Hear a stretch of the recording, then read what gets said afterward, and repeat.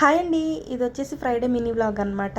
మేము వచ్చేసి మా ఎంప్లాయర్ వాళ్ళ కొడుకింటికి వెళ్తున్నాము షబాత్ అక్కడ చేసుకోవడానికి అనమాట. ఎందుకనంటే అయితే ఇక్కడికి వస్తారు నేనున్న ప్లేస్కి, లేదంటే మమ్మల్ని అక్కడికి తీసుకెళ్తారు.